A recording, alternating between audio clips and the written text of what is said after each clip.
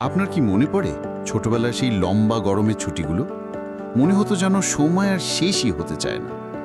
আর এখন মাস, সপ্তাহ, এমনকি বছরগুলো চোখের পলকে কিভাবে যেন উড়ে যাচ্ছে।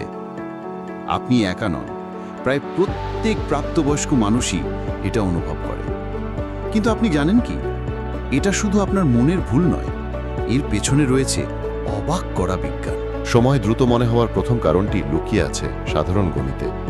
একে বলা হয় প্রপোর্শনালিটি থিওরি। ভাবুন তো, 5 বছর বয়সী একটি বাচ্চার কাছে 1 বছর হলো তা পুরো জীবনের 5 ভাগের 1 ভাগ। বিশাল একটা সময়। কিন্তু 50 বছর বয়সী একজন মানুষের কাছে 1 বছর তার জীবনের মাত্র 50 ভাগের 1 ভাগ। আপনার জীবনের তুলনায় সময়টা যত ছোট হয়, আমাদের মস্তিষ্কের কাছে তত দ্রুত তা কেটে যাচ্ছে বলে মনে হয়। দ্বিতীয় এবং সবচেয়ে শক্তিশালী কারণটি হল নতুনত্বের প্রভাব, দ্য নভেলটি এফেক্ট।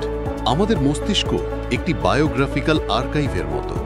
নতুন এবং উত্তেজনাপূর্ণ অভিজ্ঞতার সময় এটি অনেক বেশি বিস্তারিত তথ্য এবং স্মৃতি রেকর্ড করে।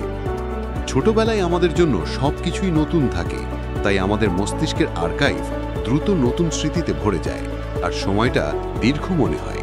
কিন্তু বড় হতে হতে জীবন যখন একই রুটিনে বাঁধা পড়ে যায়। তৃতীয় কারণটি আরও গভীর, আমাদের মস্তিষ্কের ভেতরের বায়োলজিক্যাল ঘড়ি।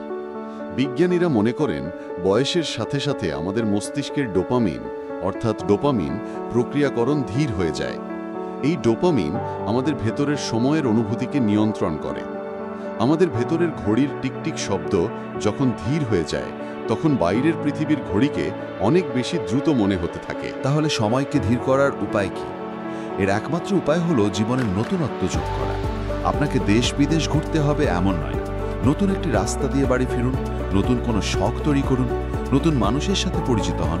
আপনার মস্তিষ্ককে যত বেশি নতুন স্মৃতি আর অভিজ্ঞতা দেবেন, জীবনকে ততটাই দীর্ঘ, অর্থপূর্ণ এবং স্মৃতিময় মনে হবে।